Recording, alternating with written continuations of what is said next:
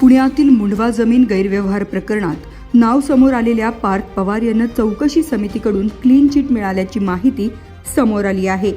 त्यामुळे या वादग्रस्त प्रकरणात पार्थ पवार यांना मोठा दिलासा मिळालाय।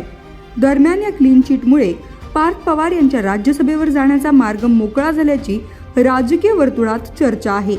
अजित पवार यांच्या निधनानंतर सुनेत्रा पवार यांनी राज्यसभेच्या खासदारकीचा राजीनामा दिल्यानंतर त्या जागेसाठी पार्थ पवार यांच्या नावाची चर्चा होती।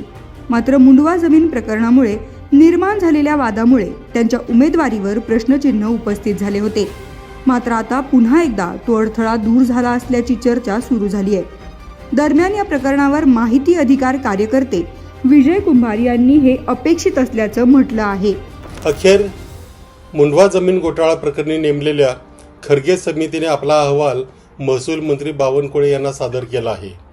या अहवालामध्ये 2 अधिकारी तारू आणि येवले यांना दोषी ठरवण्यात आला असून त्यांच्या बडतर्फीची शिफारस करण्यात आलेली आहे। परंतु याच्यातून पार्थ पवार यांना मात्र पूर्णपणे बाजूला ठेवण्यात आल्याचं दिसतंय। त्यांच्यावर काही कारवाई करायची त्या अखेर त्या कमिटीने पोलिसांवर सोपवल्याचं दिसतंय। परंतु याच्यामध्ये आश्चर्य वाटण्यासारखं काही नाही। ज्या दिवशी ही कमिटीने नेमली त्याच दिवशी मी म्हटलं होतं की ही कमिटी काही करणार नाही, ही क्लीन चिट देण्यासाठी नेमलेली समिती आहे।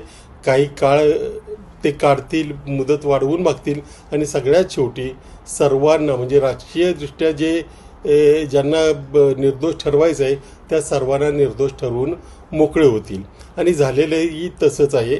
आता जे काही पोलिसांकडे सोपवलंय, पोलिसांनी अजूनही ते 2021ची पॉवर ऑफ अटर्नी या संदर्भात काही कारवाई केलेली नाही।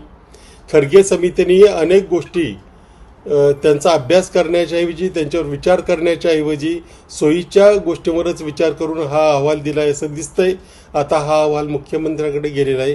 लवकरच आता मुख्यमंत्री याच्यावर काय डिसिजन घेतात, अर्थात फारसं काही याच्यातून निष्पन्न होईल असं वाटतही नाही।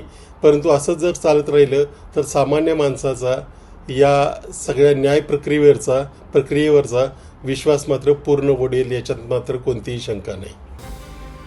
महसूल सचिव विकास खारगे यांच्या अध्यक्षतेखाली समितीने जमीन व्यवहाराशी संबंधित कागदपत्रांची छाननी, महसूल विभागातील नोंदणींची तपासणी तसेच संबंधित अधिकारी आणि पक्षकारांचे जबाब नोंदवून अहवाल सादर केला। या अहवालात अमेडिया कंपनीने व्यवहार केला असला तरी पार्थ पवार यांची थेट स्वाक्षरी नसल्याने जमीन खरेदीशी त्यांचा थेट संबंध आढळून येत नसल्याचा निष्कर्ष नोंदवण्यात आला आहे। सुमारे 1800 कोटी रुपये किमतीची महार वतन जमीन 300 कोटी रुपयांना खरेदी केल्याच्या आरोपांमुळे या व्यवहारावरून मोठा वाद निर्माण झाला होता। त्यानंतर राज्य सरकारने चौकशी समिती नेमली होती। समितीचा अहवाल महसूल मंत्री चंद्रशेखर बावनकुळे यांच्याकडे सादर करण्यात आला असून तो लवकरच मुख्यमंत्री देवेंद्र फडणवीस यांच्याकडे पाठवला जाणार आहे। अंतिम निर्णय मुख्यमंत्री घेणार असल्याची माहिती सूत्रांकडून मिळते। आता समितीच्या निष्कर्षानंतर पार्थ पवारांचा राज्यसभेचा मार्ग मोकळा झाला आहे या चर्चेला पुन्हा वेग आला।